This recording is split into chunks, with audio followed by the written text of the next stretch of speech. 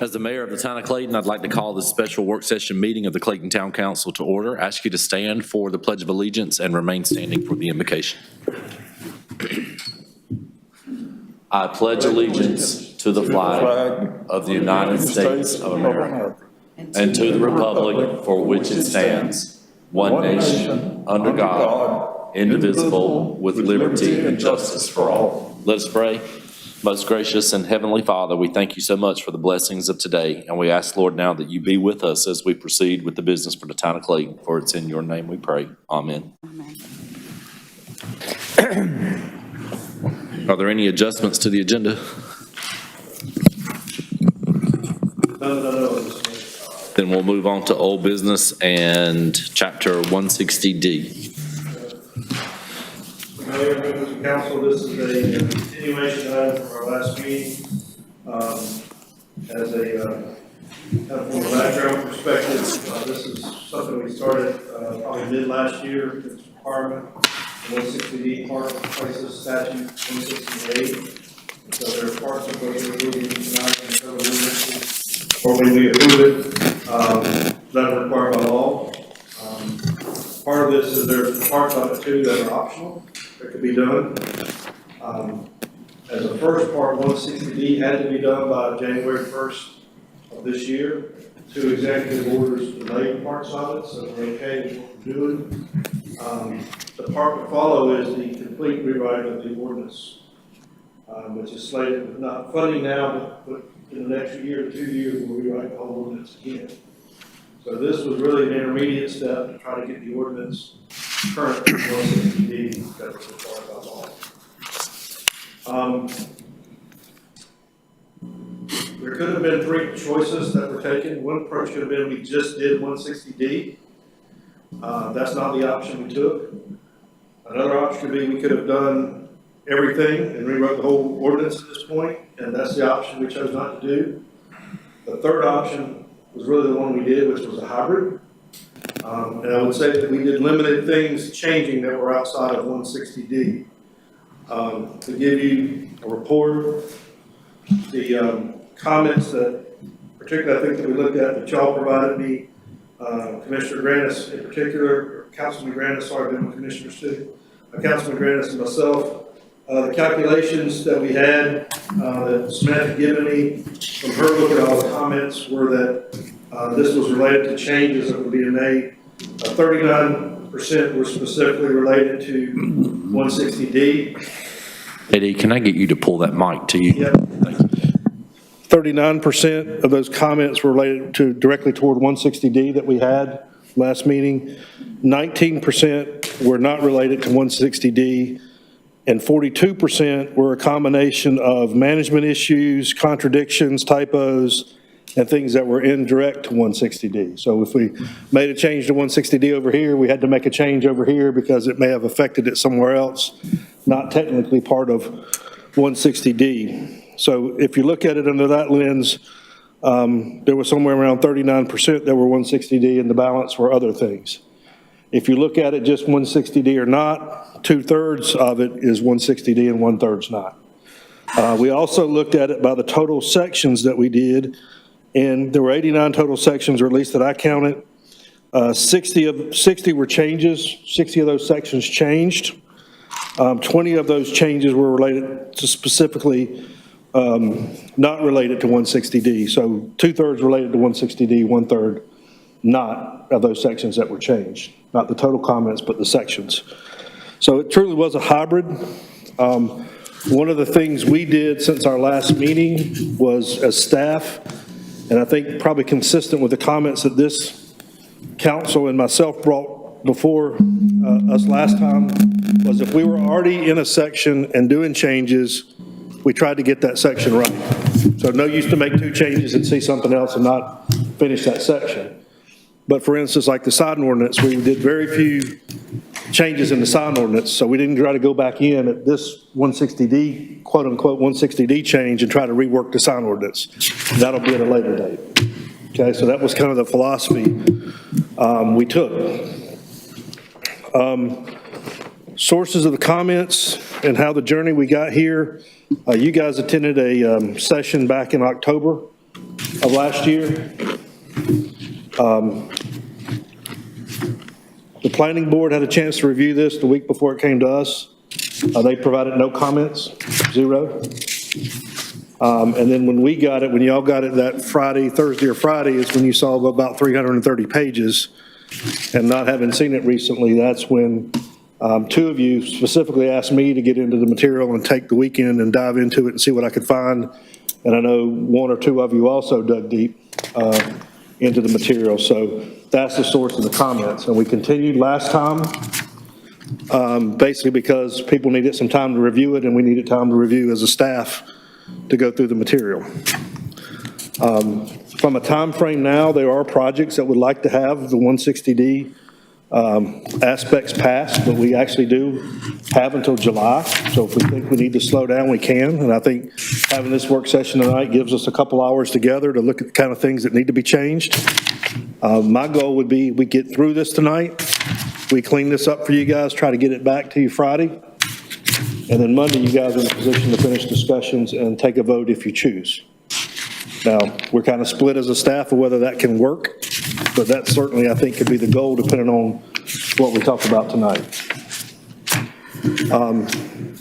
In looking at the changes, and you guys know I've done quite a number of rules and ordinances, I think the number one thing that I've been concerned about is, are they clear and understandable? We have to do what's in the law, but can the average user, can the average member of the planning board or the board of adjustment or the council read these and make sense of it and not feel like it's like a tax code to where there's so many hidden things and other places to look that you really can't make sense of it? And so that's one of the fundamental things I've tried to view it as, is how does the end user need to read it and go about doing it? And I've also been conscious of things like variances. We're going to talk about variances and waivers and all those things tonight. But the fact that in some cases that we're going automatically to a variance, which may be a finding of fact, before a concept of a project's even approved. I think it's easier to do a variance when you have an existing use or something like that, or existing structure. But when you have a brand new project, it's awfully hard sometimes to show a hardship or a finding of fact, especially when the Board of Adjustment needs a 4/5 vote to approve. And so we've got to be careful that we, in my opinion, we're not spending $4,000 or $5,000 by the applicant and $4,000 or $5,000 for the town to go through a variance or finding of fact before project's even created, or that we get $50,000 spent on the project plan and then find out we need a variance and we have to spend more money. So the whole goal here is to try to keep the town vibrant, and we're not as big as a Raleigh or Charlotte with big developers. We've got to be conscious of what it takes to keep our downtown vibrant. I met with some of those small businesses last week, and as you guys know, they're looking for things to be practical and easier to understand, not harder. And so I think the goal here, not to say that our ordinance are not easy to understand, but the goal through all these changes should be to make it easier, not harder. And again, that's part of the lens that we tried as staff to go through and look at these decisions. Commissioner Holder, you said the other night that you hope we're not back looking at this again in 6 months, and I wish I could say that's true, but after going through it, there are six sections, especially Article 5, that we'll probably have to look back in, and after the attorneys have reviewed it in detail, I think they're going to tell us that there may be some other sections after we pass this that 6 months from now we may have to be looking at again. So this may not be the complete jump from these changes all the way to the complete rewrite. There may be something intermediate that comes in between, just by the nature of things. We can talk about that more as we go. All right, those are the pre-preliminaries. Any questions or comments so far on how we looked at it? All right, I'm gonna try to make it as simple. I tried to make this look as simple as possible, and you've got some materials, I think yesterday.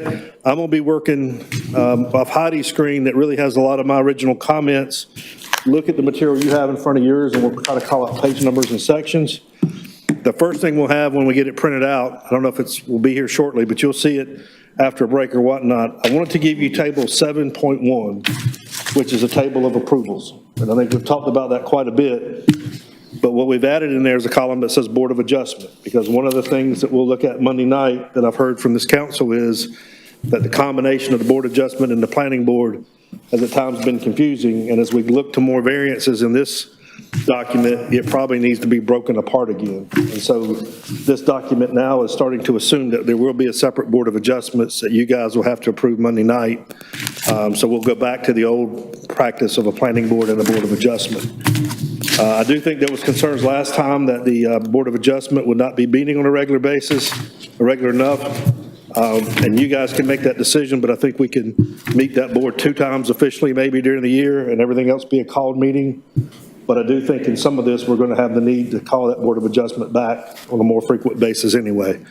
So you can look at those terms at a later time. And Kimberly's Moffett has been looking at those and getting that section ready to reactivate the Board of Adjustment.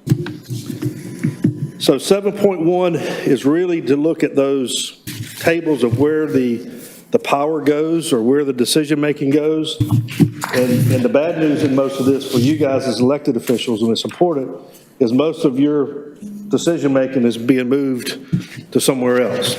So you'll basically get to look at master plans and some input of some other things, but you're not going to see many site plans anymore, and the table will show that. Some of that discretion is moving to the planning director, to staff, and that's by design of the statute, and I think we're all aware of that. So I think that's important to keep in mind. The other thing we noted in 7.1 as you go through the night and think about those things is that we've added a note on variance authority, because if you remember when we did our stormwater program, our environmental program, there was a lot of debate of whether this town could do certain variances or whether the state did. So like our buffer rules and whatnot, we don't have the authority to do the buffer rules. Those variances have to be at the state level. And so we've added some notes on variance authority that where we could make the variances, we made them, but there may be state or federal authorities that had to make the variance determinations versus the town. So we don't want to make a mistake there.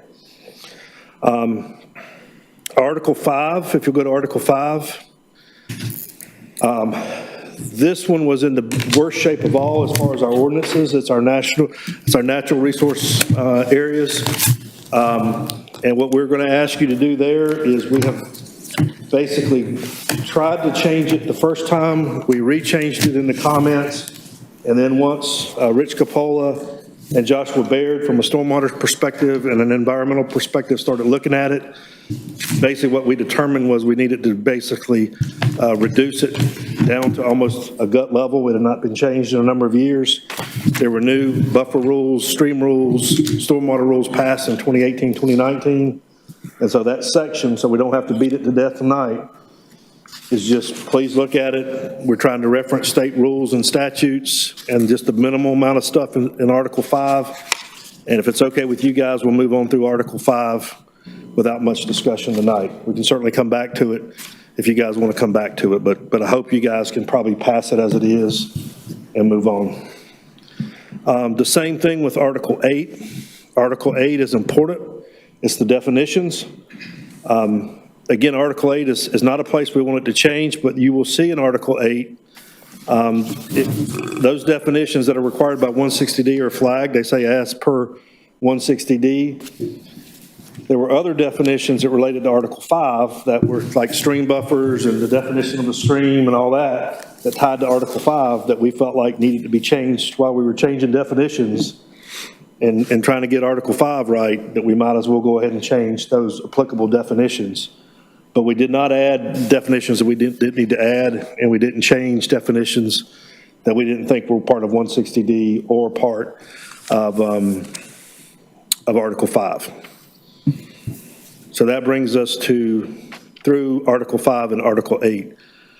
Mr. Mayor, I know you were worried about doing item by item, so that's my thing there, to try to keep it as quick as possible to let you guys review that, but not linger there, because some of the bigger articles will need that attention. Article 1, have you got Article 1 up? Yep, and I think I've lost it on my screen. Article 1, the summary, well, let me go back to the summary that I've given you guys at your desk. This is kind of the Cliff Notes version of our agenda, and what we've tried to do today was, on a final review, to go back through everything and give you the 4, 5, or 6 high points. And some of these sections, there were 16, 17, 18 comments, but we tried to pull the top 2 or 3 things out so that you could see them and we could debate the more meaningful things. 2 things in Article 1. One in 55.07 was basically a statement that said, if you look at all the things in the world, in the universe, including this ordinance, whatever is the strictest governs. And that is technically true, and the lawyers will tell you that's true. But one of the things we know in North Carolina is that we're only governed by what the state lets us do in some cases, and even as a state, we're only done by what the feds let us do. And so what we've added here is a change to more stricter related to herein or by state law. And that way that'll cover, so somebody can look. We see this thing sometime, I don't want to beat the stormwater program, but people think we have ability to change the stormwater program. We can't. We can't be more restrictive. We can't be more different unless we're let go. The building code is one of those things. The fire code is one of those things. We just can't go change those things regardless of what we put in our ordinance or slipped in it. So we wanted that clarification in there. And then there's a section at the end in section 3 at the very end of the document. If I goes to that, way at the bottom, I blame it on the consultants or the previous lawyers because that's the kind of thing they like to add. They said pursuant to state law in B and C, go at the very end, under 3 at the end. Yep, go down to the end. Okay, right there. Those 2. If you look and said pursuant to state law, I think it was 2211. I have the right one up. Anyway, that state law says all this will be done by January 1st. And what's happened is there's been 2 executive orders that have stretched the deadline out. And so I asked Jim and Raz, hey, let's add something about the executive orders, and then it's kind of confusing about the executive orders too. And so we kind of just decided per state law, and we just let it go with that. So I think that clears us up and doesn't make us look like we're not listening to the whole story. It seems minor, but this is the section of authorities, and we want to make sure that was right from a technical standpoint. And so we changed that just per state law and didn't cite the references there. That's all we have of major concern in Article 1. There were only about 3 comments in Article 1 total, and they were very, very minor. So 5, 8, and 1 were minor, and we won't get into much discussion there. Okay, everybody good with that so far? Article 2. Let me pull Article 2 up. How do you pull it up so I can kind of start seeing where I'll start going through regular comments.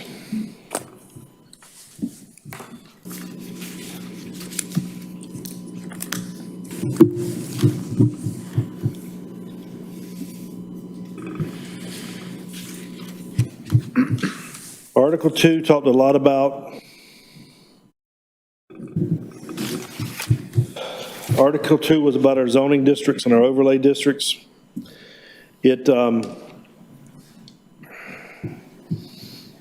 basically had two things that really were of issue to us here. One was the big discussion on waiver versus variance, and I'm going to let the attorneys come up and talk about that in just a second.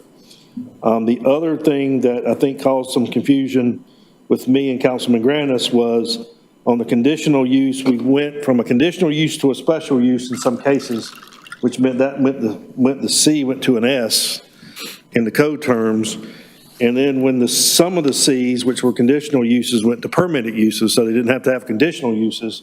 And so permitted uses can be just done. And in that case, like in one of the comments I made was, why are we requiring a buffer strip for a daycare when we're not requiring it for a hospital? Well, it was because the daycare moved from a conditional use to a permitted use, and since it was a permitted use, we needed to add the buffer in it. The hospital was still a commercial, conditional or special use, so we'd have to bite at the apple to make sure the buffer was right there. So that's an overly simplistic example, but that's some of the confusion that came out of that, was why some things were changing and not in that section. The other thing that was big in this section is you saw a lot of your waivers go away in section 2. And this is the hard thing that I know you guys have debated a lot, and we've gone back and forth. Bottom line from Jim and Raz is the case law basically does not support that we have waivers, okay, anywhere.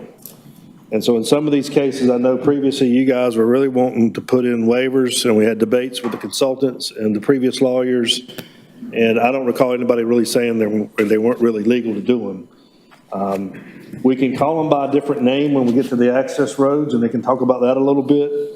But really the way the code's been defined now is, as we move into this and where the case law goes, is you guys can't do a waiver without really having a finding of fact. And the finding of fact means we're going into some quasi-judicial mode or some special use mode. And so that desire to be able to have as a board to help developers or work with developers or even the public to say, let's put a little practical focus on this, and maybe instead of 3 access points have 2, that's really been taken away to the point, and some other things like plantings and ditches and everything else, to where you guys have got to find finding of fact instead of waivers. Now, they're gonna probably soften that up a little bit, but I'll just tell you like I see it and what they've told me and what we've argued about, but that's really where we're at. So I'll ask Raz or Jim if you guys will come up, and you may want to give a better thing of case law and what we've gone through, and I'll step back for a minute and let you guys talk about that.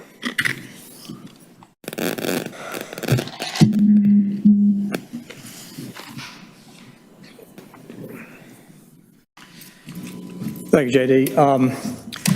Mayor and members of the council, we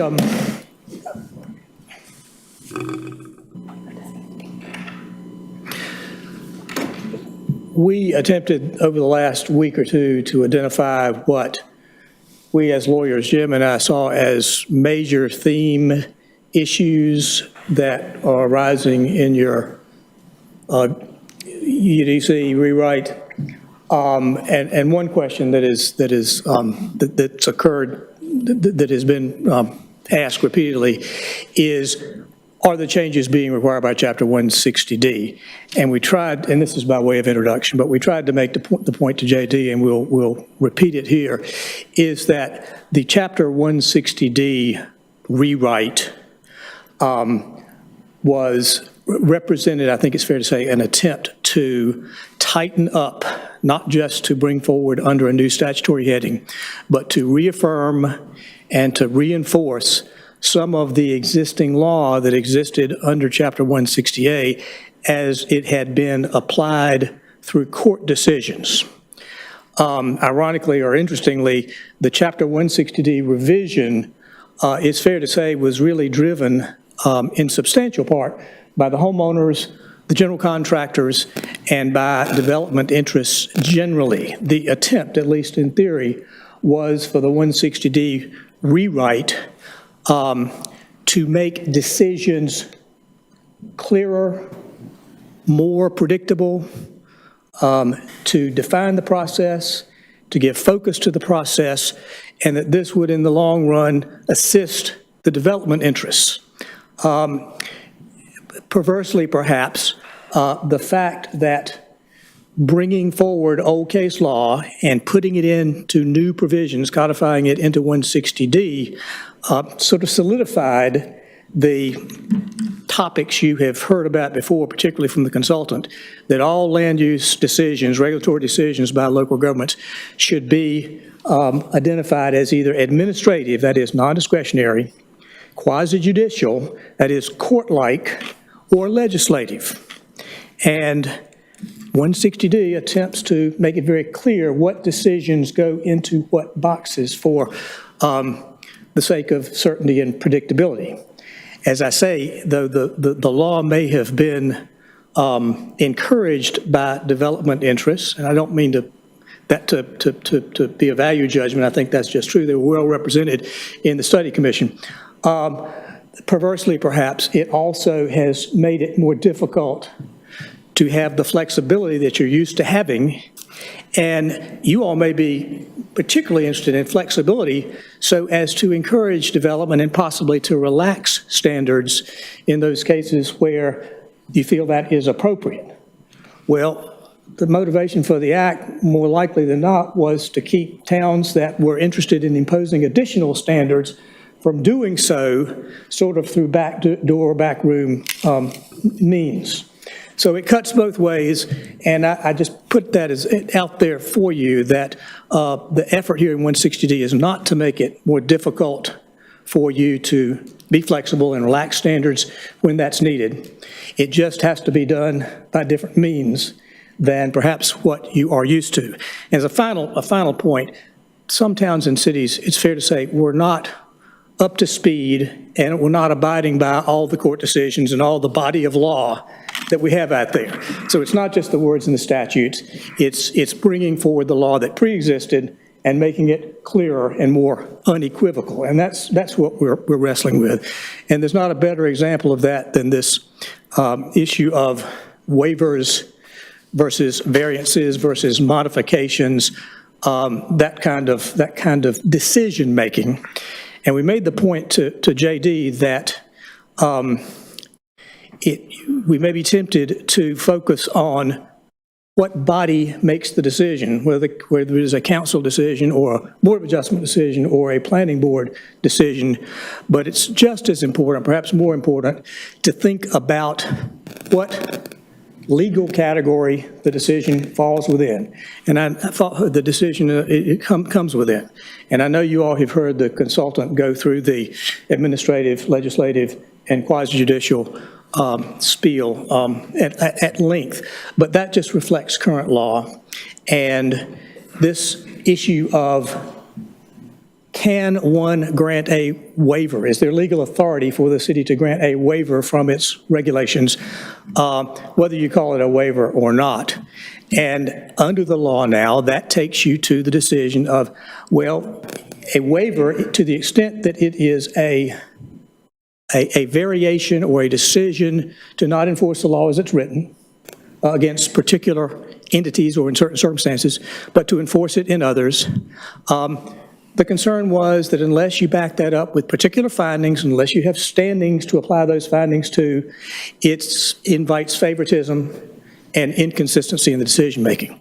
So the new statute requires you to go through this quasi-judicial process whenever you have a ruling that you're called upon to make that constitutes taking the facts of a certain application, if you will, applying them to legal criteria, applying the evidence you hear about those criteria, and see if the standards are met, and then making a decision. So that's the quasi-judicial process. So to the extent that a waiver can be arbitrary and can be based just upon the fact that, well, we've looked at it and we really don't like what we see, and we don't want to have to go through explaining that through an evidentiary hearing process, that's where the legal problem arises. So we have given the opinion, strongly we admit, that there is no legal authority for a municipality to grant a waiver. And that just simply means that you can't make a decision without having to go through the process of defining what it is that you're judging, what the legal criteria are, and how you reached your ultimate conclusion, yay or nay. So it does, and there's a lot of flexibility in a lot of those decisions can be before the board, planning board, or the Board of Adjustment, or any combination. You can pull out certain areas of decision-making in the variance or special use category and say the council wants to hear this, but it would still be subject to and it's a constitutional requirement, due process of law, that you go through the quasi-judicial process. And that's all I'll say on that. We have looked at the access requirement in the residential subdivision, because that's the one place where, up to this point, that language still remains in the revised UDC, allowing for a waiver. It's a very well-drafted set of standards. It probably would require a quasi-judicial process. We're suggesting that that particular circumstance could best be addressed through a conditional use rezoning or perhaps a newly drafted defined special use permit.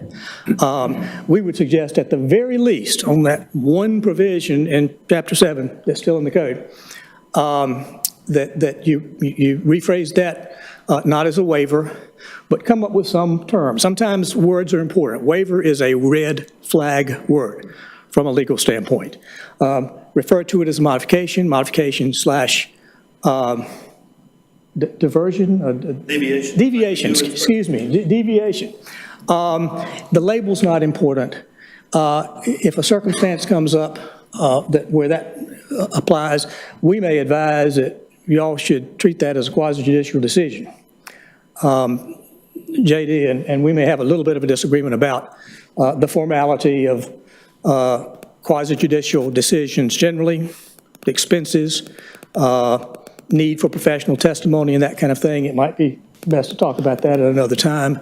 But again, focus on the three functions of government rather than who makes the decision.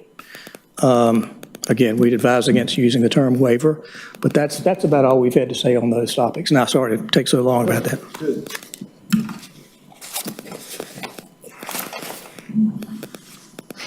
And let me reiterate a couple of things that I don't want to get lost in Raz's comments. I think the first thing that I would say, and I think it's been implicit and you guys have heard it, is how do we make it more explicit in the ordinance maybe, or for everybody to understand. But the conditional use is one way to do this, right? Because you're laying out the conditions up front, and I think that could be done up front in the type of development or zoning you're trying to do with the approval. So conditional use is an alternative to a variance. The other thing that I think that Raz says that I disagree with him on, and I've lived it in a number of places, is the whole finding of fact. And one of the concerns I have is finding of fact means people have to hire experts to come before this panel. Now, sometimes it can be more casual than others. It's not always been casual here. It also means for us to have a rebuttal as a town, we have to hire experts as well. And that can be debatable too, but basically if somebody comes in on finding a fact and presents experts and facts and we don't rebut it, then we may have a problem as well. The town doesn't have, we've got, counting me, we've got 5 PEs, but we don't have really a structural engineer PE. We don't have a licensed or an expertise in traffic engineering, and we don't have any architects and those type of code enforcement people. So that may mean we may have to, and I'm not trying to get ahead of ourselves, but we may have to put those people on contract to come in and represent our points of view if we don't have that expertise on staff to go through the fact-finding rebuttals and whatnot that may come up. Again, I think a different day, and Raz and Jim may have different opinions on how much experts have to be brought to the table, but we certainly don't want a project to come up short and lose the battle because it was seen that we didn't present the opposite case and we looked arbitrary in our decision and ignored experts. So it could mean additional cost. It probably will mean additional cost on the town.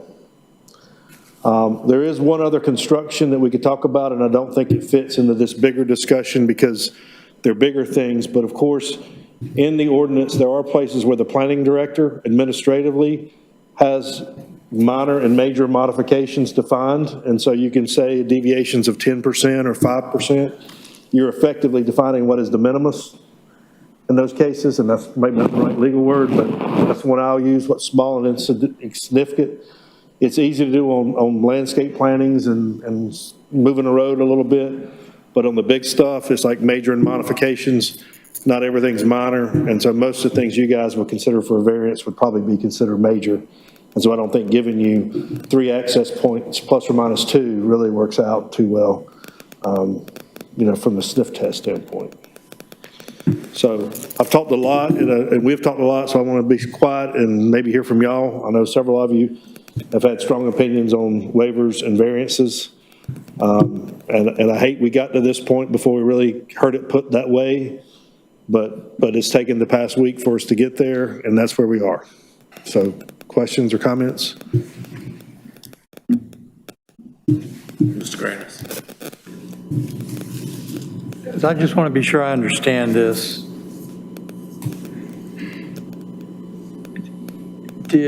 Has the state statute not allowing waivers been in place prior to 160D? There's not a state statute banning waivers. I think it's like Raz says, it's been case law, not statutory law, if that's the right way to say it, attorneys that's done that. But the case law is just the binding as statutes in this case. And so I think that's where the rub is.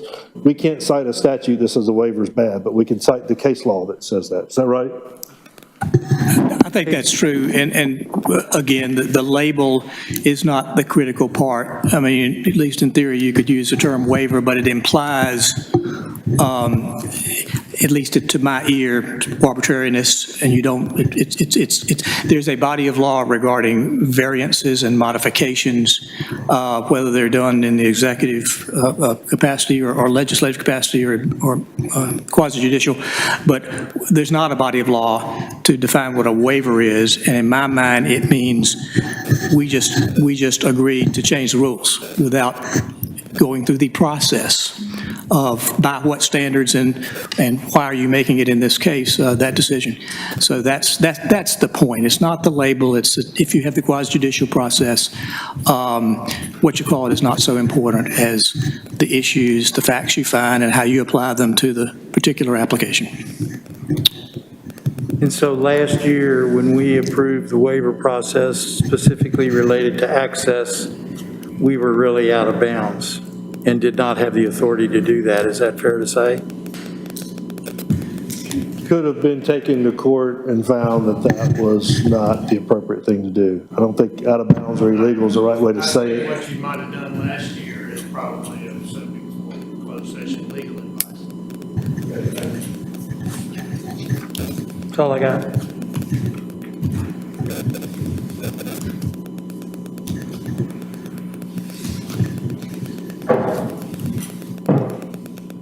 Okay. I want to go on through Article 2 and maybe go down the list and see if you guys, as you've looked through it and looked through it now, I mean, this is a work session, so I feel like we're talking a little bit too much, but if there are any other comments in Article 2, one of the comments I'll just say is that I had, and I don't know where we exactly are, it's a minor comment, but there's some language in here about banning outdoor gun ranges. The police department needs an outdoor gun range, and we might put one up at the new wastewater treatment plant where the old one was, just a small one. So I want us to be careful there. We could always change the ordinance back, but just an observation, the pickup that I had, that we won't need to be careful with those kind of unintended consequences.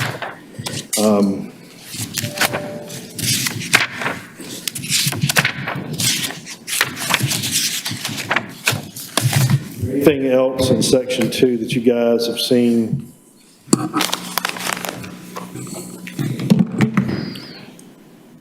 that may give you cause for concern? I think most of the other things have been worked out to a level that we think we can get the clarifications and modifications from a staff standpoint.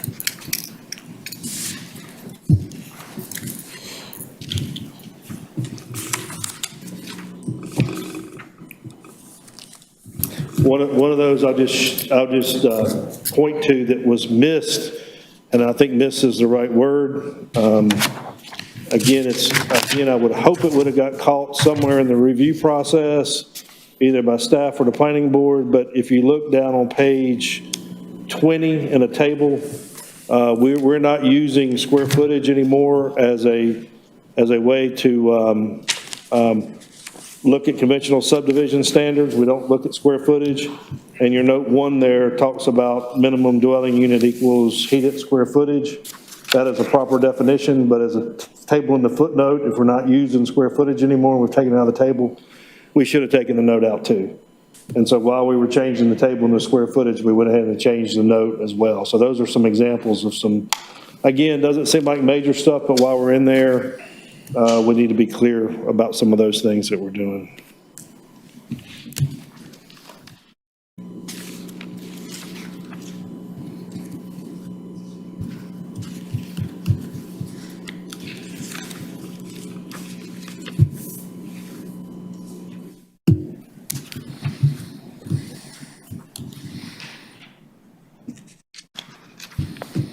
Through the other thing that we've tried to go back and do is we've cleaned up is change planning board to board of adjustment in anticipation of your change to board of adjustment. You'll see in a later section, I believe it was 7, that it actually said wherever you see planning board, it really means board of adjustment. And so at some point, why are we calling it planning board if it really means board of adjustment? Call it one or the other. But anyway, we just made the change here. Okay, Mr. Mayor, we've been going for about 45 minutes, so I would suggest maybe or ask if you guys want to take about at least a 5-minute break to stretch. I know this is not the most exciting stuff to go through, but would you like to take a break and get 5 minutes before we come back? I'm actually good to keep going because we've only been at it for like 40 minutes. Okay, well, that's good. Thought I would ask. Learned from my consulting side that taking breaks and getting out early are always good things with any audience, right? Okay, let's go to section 3, article 3. 15530-B2. We can pull that up.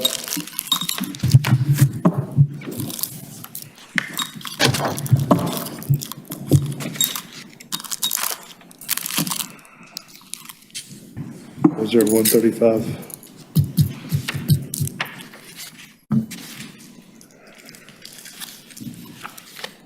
There's no 13530.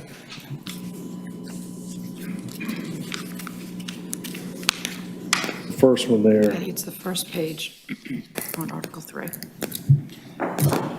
Oh, No. it's the first page on in the section? Okay. This sounds like a nuance, and I guess it is on this one. Look down under uses not specifically listed under 2. There's a word may not, and the not is struck out. Okay?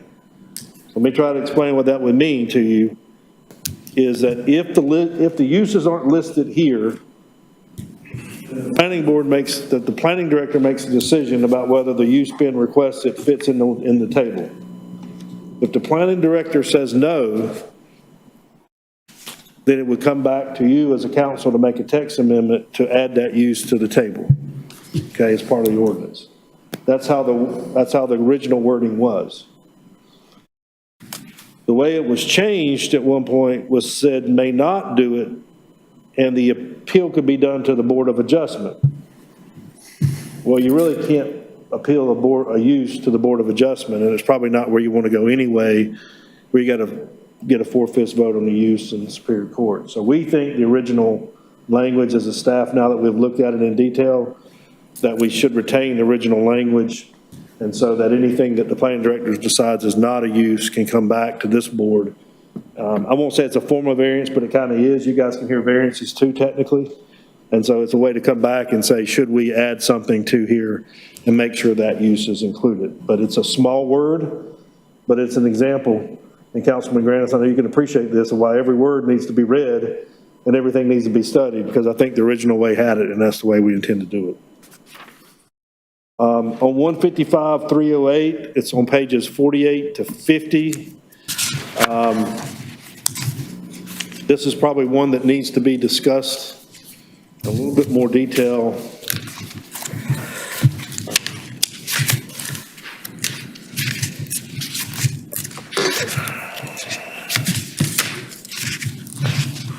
Get the opinion from you guys what you want to do. This is related to outdoor dining, I believe. Is that right? Why am I not seeing my pages?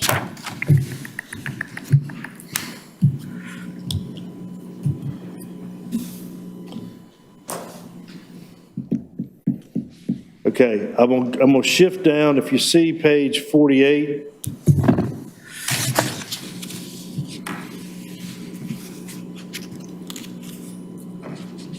Go down to page 49 for this one, go to 49F. And these are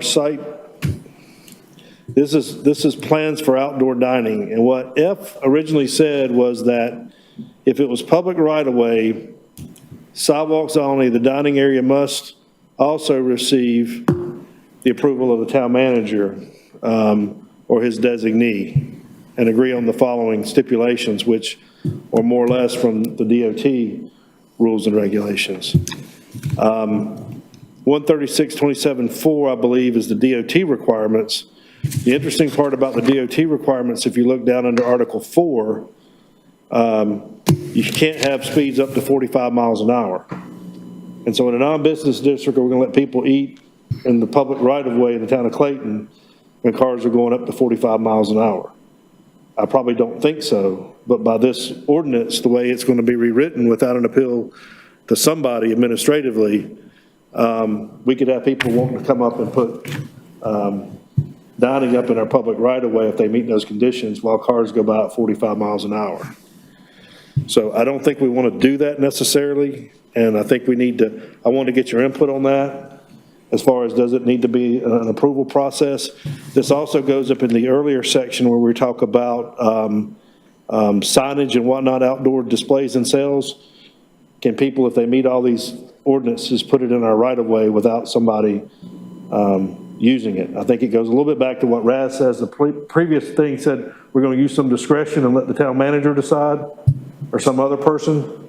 But here, if we take the town manager review out, or whoever out, planning director, whoever, that pretty much if they fill those conditions, they can put it out there.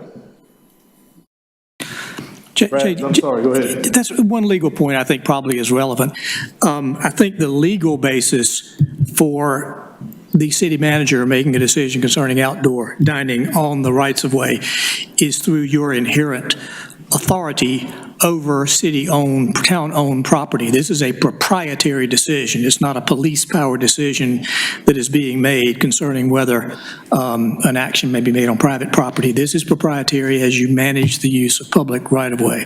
NCDOT, that makes for more complicated determination, obviously, but I think it's important to know to note that you are the party making the decision here because you do control public property, and we haven't city-owned property. Right, and we haven't discussed this as the legal team because we've had a lot of stuff to review, and this seems to be minor, but I do think it's major in the sense of we don't want people in our right-of-way by right without somebody approving it.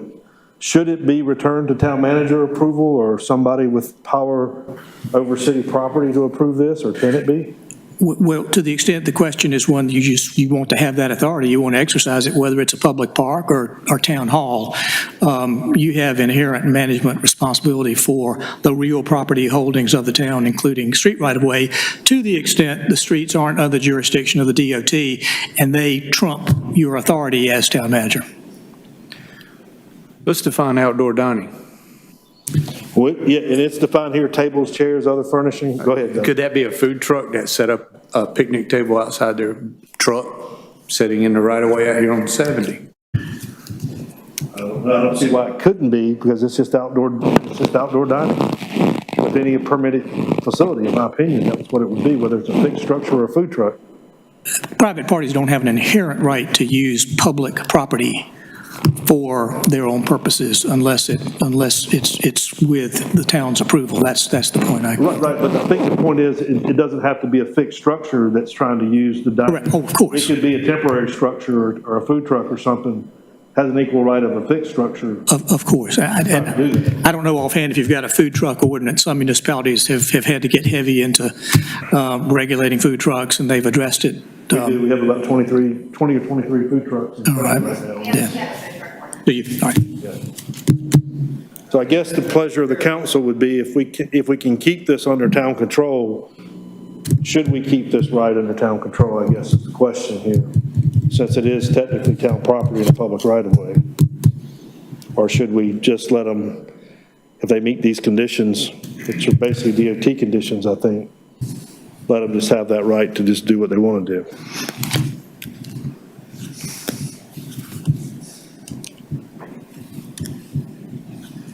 Any thoughts?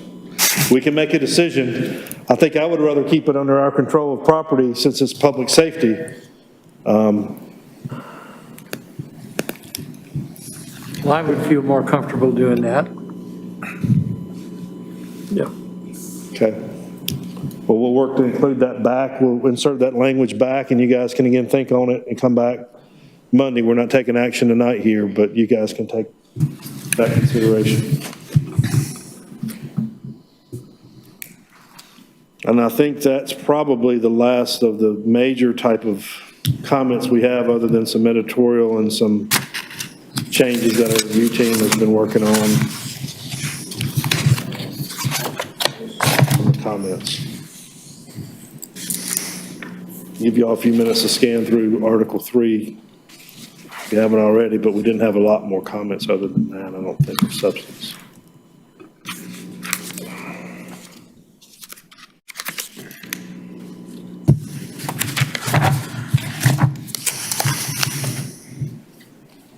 Okay, let me pull up Article 4.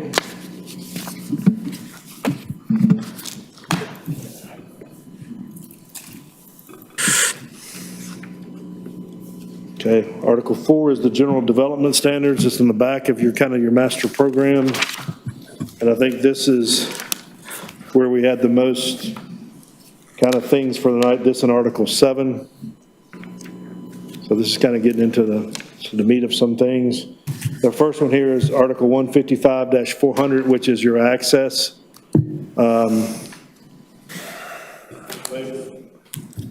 That gives me a page number. I believe it's, Michael, you and I should have this one memorized, but I don't.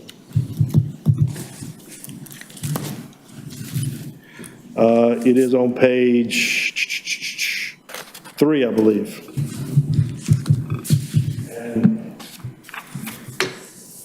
this is where it talks about the waiver, and the comment I'll make here is the waiver you guys approved on this in the spring in February, and I remember when you did it February and March, it actually adds a couple restrictions on here that you really didn't have to add, because if you go to Section 7, it covers public health, safety, and welfare in there, and you put some of those same things back in here that almost put a double whammy on you by adding additional definitions to your waiver. Nevertheless, I think the decision here needs to be, do we call it something other than a waiver, or do we call it either a conditional use or a variance, and make it clear that you could go either way from a development standpoint of what you guys want it to do. But I think this is the last of the waivers that weren't stricken for whatever reason earlier.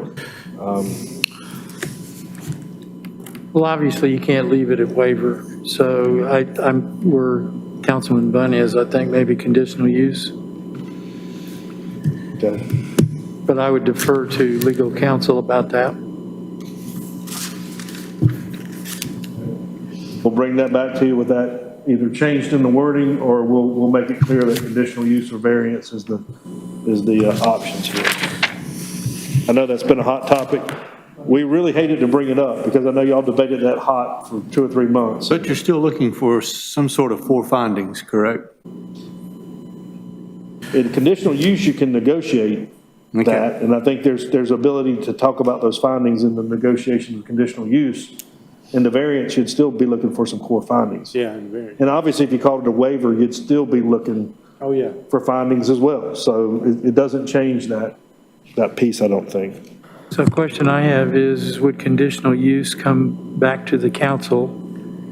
And if we did not use conditional use, but rather variance, would that come back to council? In most variances in this rewrite, if I'm correct, those go to the Board of Adjustment.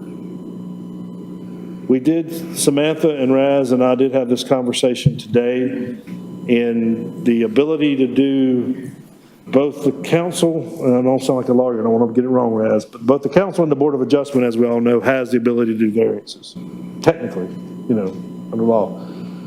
The question is, if you make it purely optional, then you open yourself up to people picking and choosing which is the easier one to get the 80% vote. And so the question came up today was, maybe you want your town council to do something like in your downtown overlay, where you're worried about downtown redevelopment and y'all feel more attached to it, or in all your overlay districts and have your Board of Adjustment do it somewhere else. I don't know that we came to a conclusion, but that was something that as late as this afternoon, we were still discussing. Is that fair, Raz and Samantha? I think so. I think the point we tried to make is that there are several ways to accomplish what seems to be what you want to accomplish. Conditional use zoning is one. It's an entirely different method. It's a legislative process. And I understand Clayton doesn't have a lot of experience in conditional use zoning. That's one tool in the toolkit. Another is special use. A special use permit that specifically addresses this issue that arises in residential subdivision approvals. So we can, our thought was that for the time being, if you're looking at the quasi-judicial process that seems to be contemplated in these two provisions in 155-400 and 155-706, we would recommend calling it something other than a waiver, but it is a modification, a variance, a deviation. It is something, a decision that would have to be made through the quasi-judicial process, and that really is the way it's set up in the code right now. Alternatively, you can look to other tools, conditional zoning or drafting a new special use permit provision that may be a better way to skin the cat. But for now, given the text you have, it's quasi-judicial, and we just suggest tweaking the label you put on it a little bit just to avoid the red flag word. Okay. Well, for uniformity, it would seem to make sense to do a variance and have it to come to the council. Okay. But again, I would defer to legal counsel about that. If we can make that the only variance that comes to the council versus the other variance going to the Board of Justice, we'll look into that. I think that's all right. The Board of Adjustment statute allows the council to assign the three things boards of adjustment do: variances, special use permits, and interpretation appeals, to the BOA, to the planning committee, or to the council itself. And what you're looking at is just taking one little piece out of all of those tasks and saying it will be a council decision. The main concern is you have to recognize it will require a quasi-judicial process. Okay. No further. Let me weigh in on something. Because this is a practical problem that I see.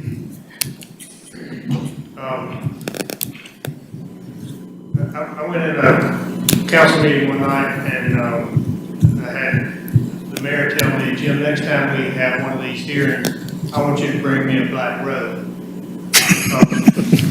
They are judicial proceedings, and you're the judge that night, and you all have to be judges that night as well. And it's a difficult, different role for a council to handle.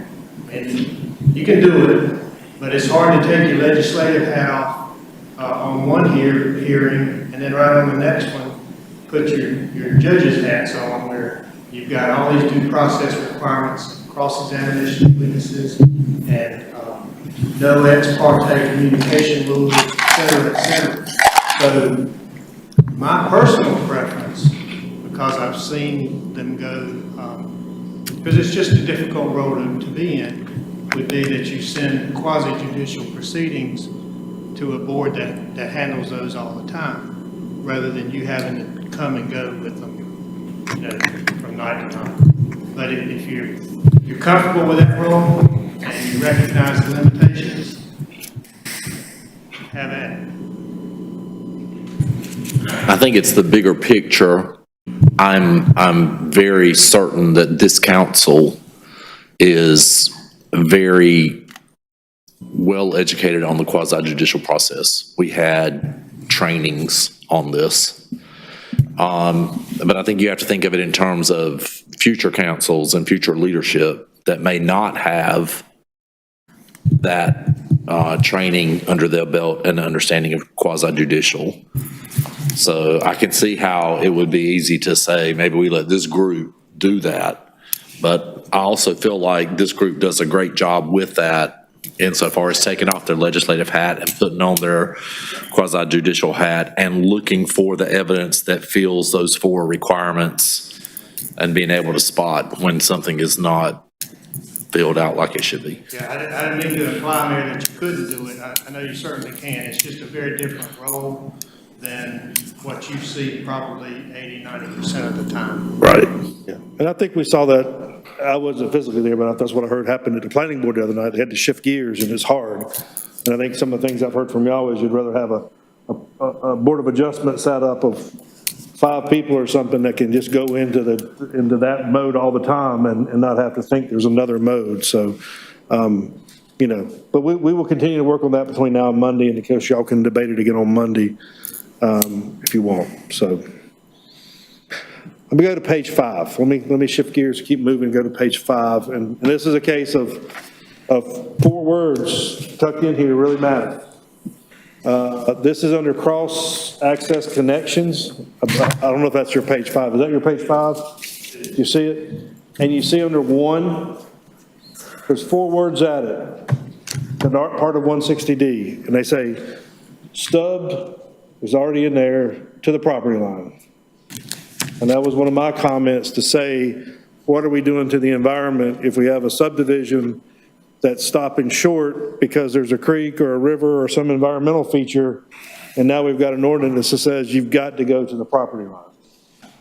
And on more debate, Samantha even raised the point this afternoon of what happens if you've got a diagonal property line and you really don't want to stub it at an angle. You may have to do some other kind of construction. So I think here that my recommendation, and this is a non-160D thing, so you can do whatever you want to do, but I would just say constructed and stubbed and let the TRC and the other committees work through whether that needs to be to the property line or not. Councilman Holder. My concern for that is somebody develops the adjacent property and they want to tie into that stub. Who's going to pay for where it stops short until it comes to the property line? And that is the problem, and I've been on both sides of that with developers because developers are trying to buy the property beside them. They don't want to pay the money to go all the way to the property line if they don't have to, unless they buy the adjacent property. And so it's a little bit of a negotiation thing. I can tell you a couple places in Clayton that's happened. But again, is that not just a private right for these two guys to have to get together or not? And I hope that my opinion is the potential impact to the environment of making people do it all the time outweigh the need to say stubbed and let the TRC figure that out. Why not put in here to stub it to the property line unless there is a creek environmental issue? I guess you could do that as well. Not talk to the attorneys about that, but if we want to add that, I don't know if we have to say a jurisdictional creek, a blue line stream, severe topography. I mean, there's a lot of things that fall into that natural, it goes back to Article 5, that natural resource area of what we're exactly calling the hardship of and I guess they could go to a variance as well on this kind of thing. But I think I just think, and it's y'all's decision, not mine, I think you're getting into a lack of care for the environment if you just push everybody to go across wetlands and streams and steep topography where they don't need to. And I'd like to be clear, we're for the environment in this case, but that is y'all's decision. And just 4 words tucked in there that were added that I thought were worth some discussion. So we can certainly look at that if you want to say the unless environmental. Anybody else's thought on that? Good, Mr. Holder? Councilman Holder, is that? We'll look at that language. Yes, sir. Okay. On-street parking. This is on page 17.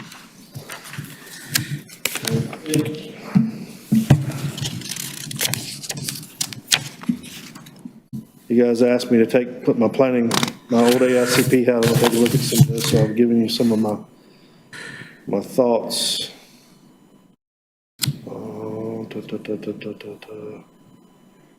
Okay.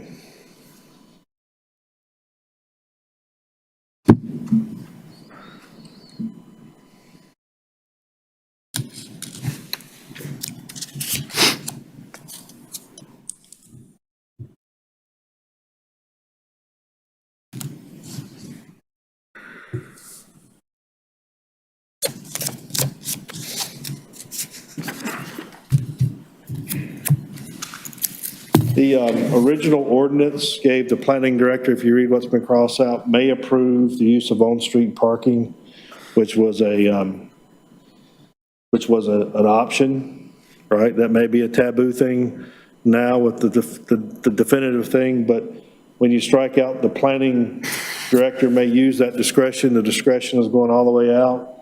And basically what it's saying is that it is okay to use the on-street parking under those conditions. The question I had, is there a better way or a different way that you want to say that? Is that just adopted as a right under the on-street parking?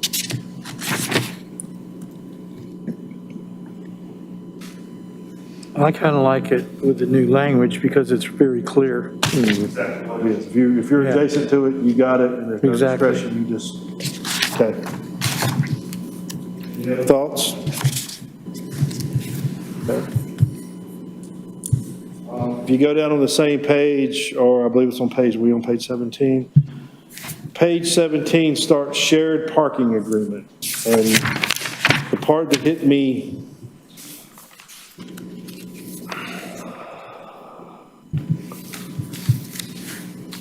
a little off here is 2 things. One is the good part of maybe, or the flexible part is up at the very top of page 18, you see that the planning director here may authorize up to a 20% reduction, and it's still a may. So we're giving us that de minimis quantity and discretion to the planning director to calculate the total amount of shared parking that may need to be required and give a deviation of 20% there in the case of these type of projects. The thing that struck me, and we've not talked in detail with attorneys again about this, is that when we go to a shared parking agreement, which is in part 4, we start talking about how it's being enforced. So the shared parking plan that's been agreed by the parking study and with some conditions up here, we talk about its enforcement through a written agreement among all owners, right, of record, subject to review by and in a form submitted to the town attorney.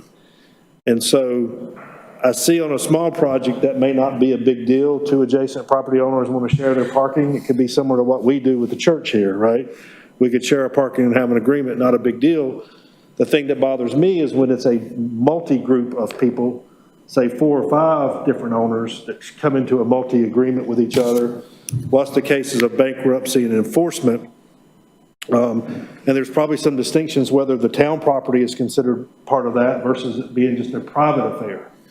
And so I didn't think, or I wanted to bring it to your attention, that I wasn't really sure if you look at some of the big downtown development projects that are on the books, or thinking about our library project where we may have 5 or 6 owners using a common parking deck.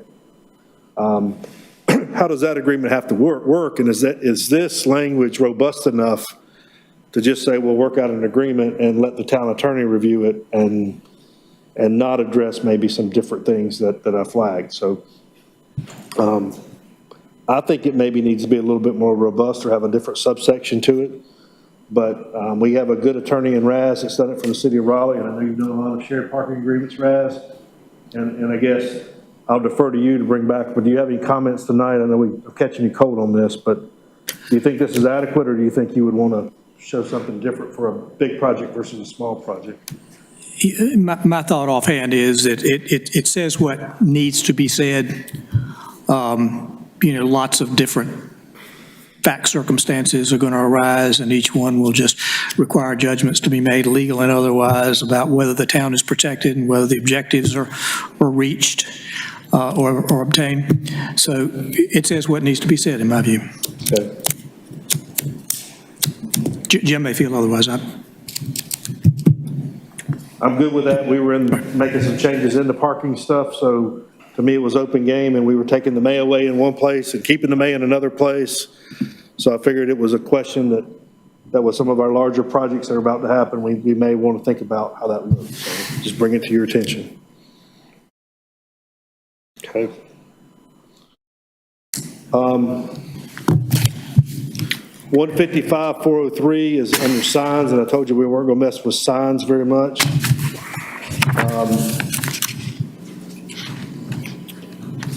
This is around page 65, I believe. I think we've made the decision as far as staff on two things here that I just want to share, that we were changing very little in the sign ordinance. This is on page 53. Things we were changing or proposing to change in the original thing that was brought to you that says, starts with E there, that says all signs shall be of a type that demonstrates a high-quality development. I've never seen anybody bring a sign that they said didn't have high-quality development. The interesting part about this was we led that interpretation to the planning director. And so when we took the interpretation away from the planning director, I think what we as staff looked at is said that whole thing of all signs must be of demonstrated high quality. You could drop that whole line under E there and just use what's under 1, and then say sign shall be, under E would just read sign shall be constructed of a quality sign type with those two provisions, A and B, and be done with it. So while we were striking the second part of that, we just decided to strike the first part. And I think that's adequate for part of this discussion. And then if you go down on the page 65, 68, 69, and 72, the table under landscaping, under signs, and we can go to page 65 first, I believe. Actually go to 58. I don't know why 68. But.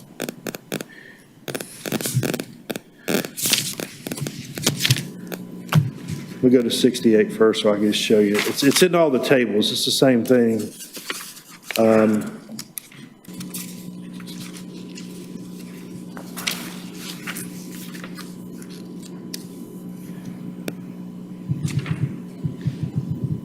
Okay, 68 under landscaping.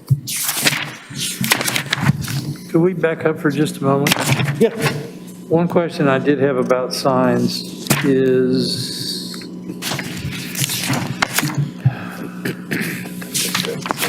somewhere, there's a comment about signs can't change. These are electronic signs. Copy may change once every 6 minutes. That to me seems pretty excessive. What page are you on? I'm on page 65 under the category H, other.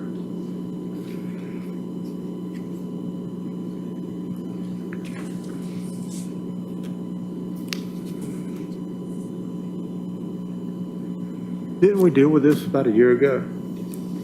It's item 3, line item 3 in section H, other. Yeah, and honestly, I didn't even look at anything else, but we did get in this table and we were modifying the last one, which I had an exception to, so I wanted to bring that one up of not doing it, but I guess everything in the table to me is fair game if you want to change it now, is we're changing part of the table, because none of this is 160D. This thing that's changed at the bottom is preference, it's not 160D. Current sign ordinance, I thought we dealt with this about a year ago. Yeah, I don't know how much y'all change. dealt with it, And we dealt with colors, and we dealt with how quick it turned.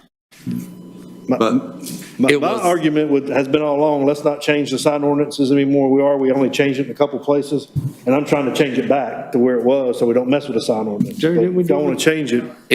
It was involving the church beside McDonald's because they have a sign out by the highway that has messaging on it.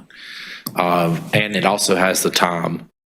So I think we went through that, and I think that's where these numbers came up, that as long as you're displaying time and temperature, it's no less than a 5-second interval. But if you're saying we're having, a Christmas Eve service or Easter service or whatever, it's that type of particular message was once every 6 minutes, just to prevent this constant going on. We didn't want to be looking like Vegas. Right. No, I got it. And I would not have even touched sign ordinance, but since we went there on a discretionary basis, I'm trying to turn it back. But if you guys want to debate that a piece now versus later, if y'all debated a year ago, we'll let it go I'm good with that. and we'll go on. I just say it's the same table you can look at here, that last line that was struck, for some reason, it's not a 160D thing. Planning director may modify the requirement for landscaping around the sign based on constraints. Why change it now? I mean, it's in there, it's give the planning director some discretion for some site things around the sign. Why take it out?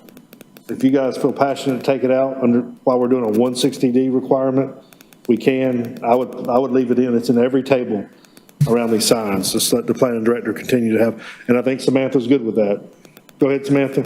So my only comment on that is regarding back to the discretion, and there's nothing that's saying I can adjust the landscaping up to a certain percentage. So it's basically, there's no objective, there's no standard there for me to adjust it. It was just kind of constraints to decide what could that be. So I'd rather it be 10% or something? I'd rather have a more specific standard. If it's going to be left up to me, if not, it just has to meet the code. So if it is going to be left in there, it needs to be quantified, or to say it can be up to a certain percentage of the landscaping that's required it's pretty much around the base of your monument signs, posted arm signs, freestanding signs, those kinds of signs. Can we come back to you with a 10 or 20% variance? We've used 10 or 20% somewhere else. We have, yeah. Plantings. The 20% was used up in the parking section. 20% was used in the parking, give her 20. Again, I'm thinking about the average person out here bringing a sign in. I don't want them to have to go to get a variance on a sign or some special thing here. If we can give her some flexibility, or whoever the planning director is, to adjust it. I mean, again, whether it's 10 bushes or 8, I don't know that it matters, at least from a variance standpoint. So we'll look at that. That's good. Okay. Okay, that's all I've got in this section, in section 4. Again, most of the things that we talked about were kind of optional, but I wanted to bring them to you to point them out, some of the things that were optional and we were changing, so I thought they were fair game to try to get right with you guys since you asked for a deeper dive. And so that's what we've done. Mr. Mayor, you good to keep rolling, or you want to take a break? What do you want to do? How much longer do you have I've got 2 estimated? sections here. I may have 20 more minutes, and then open discussions. It's up to the council. Do y'all want a break or let's go. Let's keep getting it. keep getting it? God, you guys are, Make sure it's good. Art, you good? Councilman Holder? What's that mean? Good? Let's take a break. Let me get to section. I think Mr. Holder said take a break. Oh, right. Yep, Okay, we'll take 5. take 5, that's good.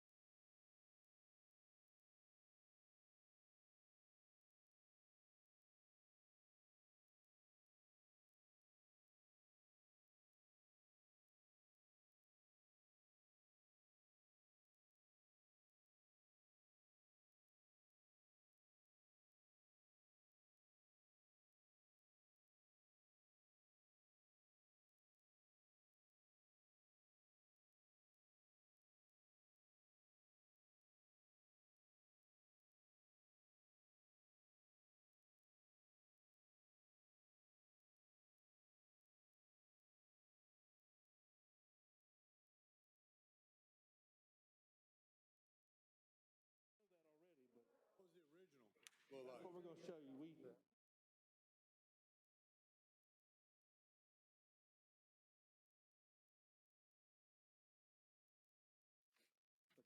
there's 5 or 6 moves.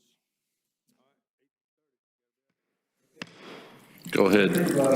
I'm with the biggest. You ready, Mr. Mayor? Yes, sir. I want to make sure you guys understand my need to get out of here tonight too. It is my 31st wedding anniversary. Anniversary. Saying, are we going to do this again? When I took the job, she asked me again, are you going to miss another one of our anniversaries? Which I've missed a lot of over the years with my travels. So yeah, I've got a motivation to get back home tonight too. So we'll try to make her happy before 9 o'clock, be home. So, all right, this one may be not as long. I think there's a Article 5 on page 8 is the first big one here. This is under administration. Wait a minute, I just jumped ahead. We go back to 6. Hold on, guys. 6 on my thing.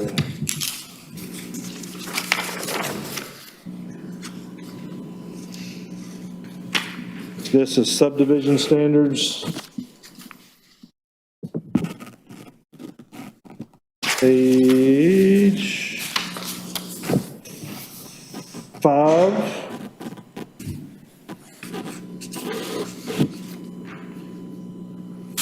Looking for the curb and gutter piece here. Maybe I'm on the wrong page. You got something at the bottom, under density and impervious surface limitations, section 3B, 3B. There's a change, I think. You're in Article 5.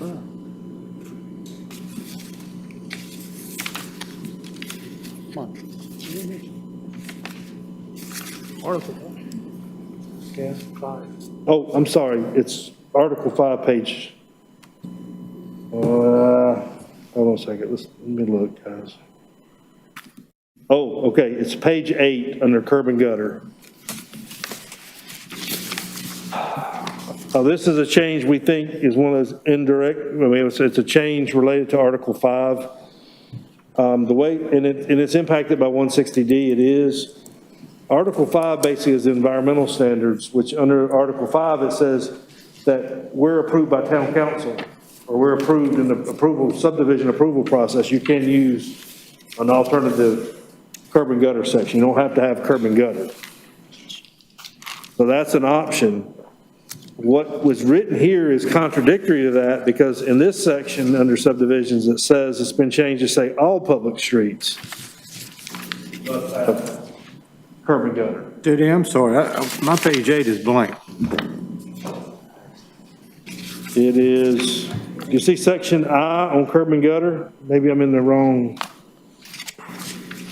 H. Can you see that page up there? I'm had to see it. Curb and gutter. Section I. Or stops at section H. Stops at H. Screen if you want to look at it too. Section 6, Article 6. Article 6 now.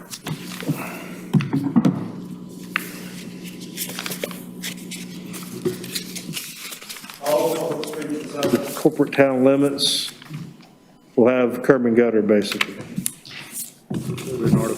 Takes away your ability to do things like in the watershed, water supply, watershed protection area, where you've done that before at places like Glen Laurel, at Riverwood, at Stone Ridge, and probably coming up in Ashcroft on the larger estate lots where you've been able to use the curb and gutter section. Your state stormwater rules let you do that. In fact, they encourage you to do that from an environmental perspective. And so the change we want to make here is to say the only thing that really can be approved from a subdivision standard now by council is a master plan. And so if they want an alternative to use to curb and gutters, they've got to come through the master plan process and probably go through the conditional use process to get curb and gutter swells put into the ordinance. But in the regular subdivision rules, which again, you guys don't review subdivisions anymore, everything has to be curb and gutter if you go straight subdivision. And Samantha, I think I have that right, don't I? You'll comment more on it. You'll have that right? So, we discussed today that curb and gutter, unless approved in a master plan, so right now it says that all public streets, so just pretty much what he just said. And I did add table 7.1 to the agenda prep file. So you're still approving master plan, so that's where people, if they want to use an alternative curb and gutter, they can go in the master plan process. Through conditional zoning. Yeah, through conditional zoning with you guys. That make sense? Okay. Everybody good with that? There's not a real good other way to do that, the way things are lined up on approvals. Okay. The other notes here in Article 6 are waiver versus variance. It appears again because this is where your definition of waiver is. So this is another item that we'll keep back for consideration, but I think our conclusion tonight is waivers are out, conditional zoning and variances are in. I don't have the page number of where that definition is in this handout. The other thing that we are making note of in this section is not the public works director anymore, because that function is kind of not the one that makes the decision, it's the town engineer. So that's Joshua Baird, so the public works director. We were, in other places we went, in other articles, we were talking about town engineer. We get back into 6 and 7 and we talk a lot more about public works director instead of town engineer. And so nothing to do with 160D again, but to be consistent with the different sections, we just figured the way we do business is town engineer, and we'd already done town engineer changes in other sections. So we'll change all this to town engineer. Okay. Any questions in 6?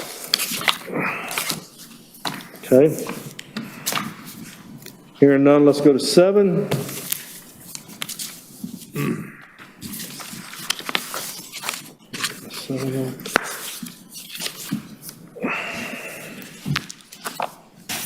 Seven is bodies. We will reestablish the Board of Adjustment here. And so that's the first thing we'll do. And again, there'll have to be a separate ordinance with that Kimberly's working on to get the Board of Adjustment reestablished. On page on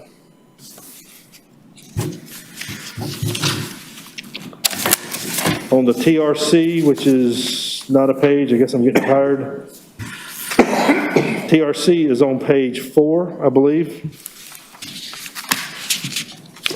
Because that does have some decision-making authority now with the TRC. And part of the review process, we tried to go through this and make some adjustment with who would be on the TRC or their designees.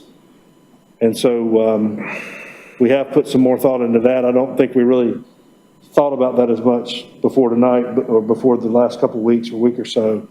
And so we made some tweaks there on who could be on the TRC, have it more defined.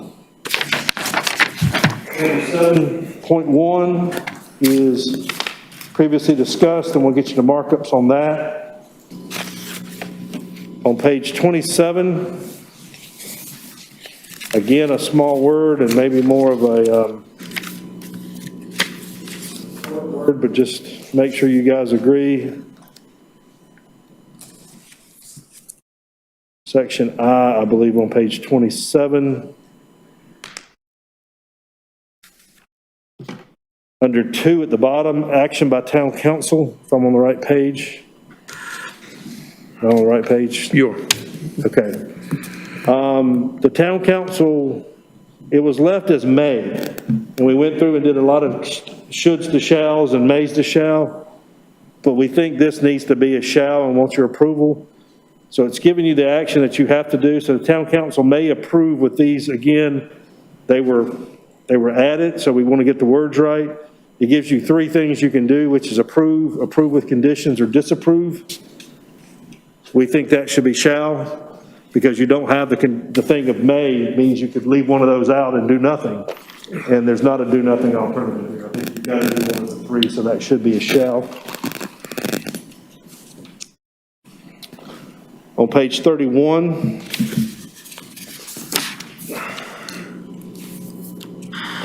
bit of, we'll talk about this when we do the deviations. Oh, maybe I looked on page.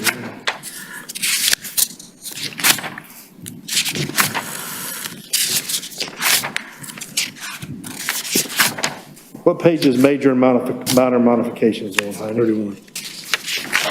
31, okay, got it. Okay, so it starts at the bottom of 30. So two things that we want to add here, and we've had this issue with stormwater, that's why we say this, is that, and this was, I don't believe Samantha's done this herself, but I think some previous people have. They see something, they think, on I believe it's a master plan, they think it's a minor modification, so they say, oh, just let the pipe flow a different direction in this case, or let something do. And what you don't realize is it has engineering and flooding implications because it seems minor relative to the whole thing, but it's a major deal. So what we want to add two things here. One is to say that what we do here is talk about what's a minor and what's a major, but anything that requires the judgment of a licensed professional, whether that be an engineer, an architect, a surveyor, anything defined by Code 21 of state law as a licensed professional, that's a major. And that needs to come back. In this case, it would come back to the TRC and back to you guys to adapt the master plan. So if it takes a licensed professional, that's one criteria. And closely related to that is because we've got delegated state programs now, like our stormwater program and erosion control, that may seem minor, but that's powers that we've been delegated by the state to implement federal programs or state programs. And so if it involves that kind of decision, that also becomes a major, not a minor. So we're adding some clarification that requiring licensed professionals or impacting that kind of program is a major. Now, if you really look in there and look at the minors, some of the things they decide that's not exclusive, signage, lighting, parking, amenities, landscape areas, those kind of things, those are probably truly minor, but it doesn't limit it to that. So we're trying to clarify the major versus minor. One of the more important things to look at here is, I would also say too, just the inconsistencies for later, although we're changing this. Here we define what is minor and say everything else is major. You go down to page 72 and 73, under special uses,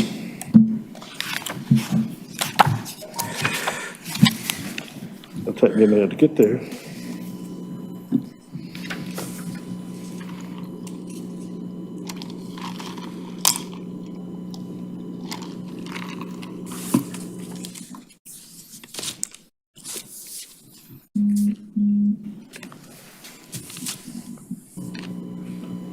Where are my page numbers going? Okay, you got it up, Heidi?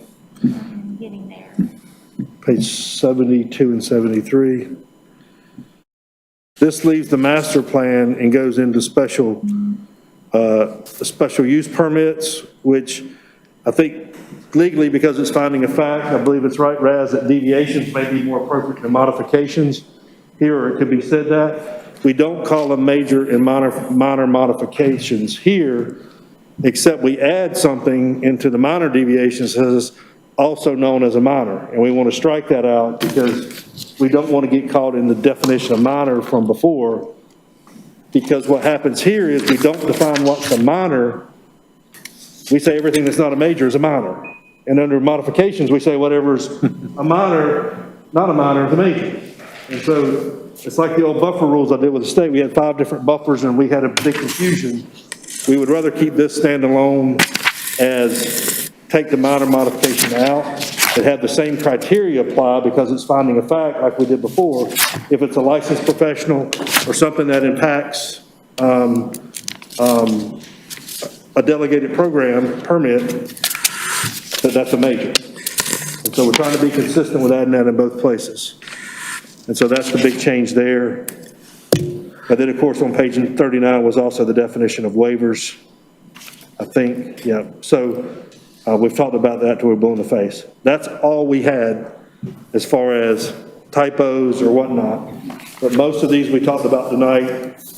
Some of them were related to 160D, a lot of them weren't. They were choices. And so what we really do is make sure you guys knew where the choices were and that we were truly looking at where incidental words or terms may mean a lot to change the ordinance. So we feel really good that we've gone through them as a team. Rich, Joshua, Samantha has all gone through them. Our consultant's gone back through them. And our legal team has all gone through them back in the past week. So we've spent a lot of time digging through the details. So with that, I'll just leave it to open discussion and any kind of comments you guys may have from the work with them.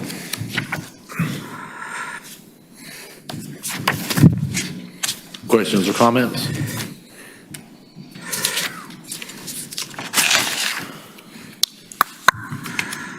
All right. Okay. We've got nothing else. Again, we will do our best to try to get this back to you Friday.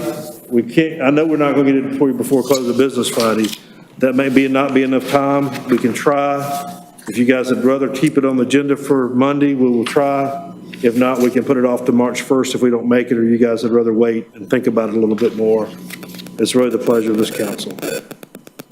Any other thoughts on that? You want us to try to get it to you Monday night, put it behind us, or do you want us to wait? I'll just say for me, I think Monday night will be fine. We'll be good. Okay, we can make it. We can make it. Monday's good. Okay. Okay. Monday's good. Any other comments on this? You guys happy with the thoroughness and the amount of detail we've tried to look, clarify for you guys? Okay. And again, I thank everybody on staff. I presented tonight to kind of keep it going and try to pull it together myself, but Samantha, Rich, Joshua, our consultant at Stewart did some independent stuff, and of course our legal team's been on the call with us several times this week. And Raz has got a crash course now on our ordinances, so I help you in many ways, Raz. Okay, with that, Mr. Mayor, that's all we have for this work session. I think you've got closed session coming up, but I'll step back and let you do your thing. All right, I think that concludes everything that we needed to handle under closed business, and up next will be a closed session, and I will entertain a motion to go into closed session. So moved. Second. All in favor say aye. Aye. Sign. Motion carries.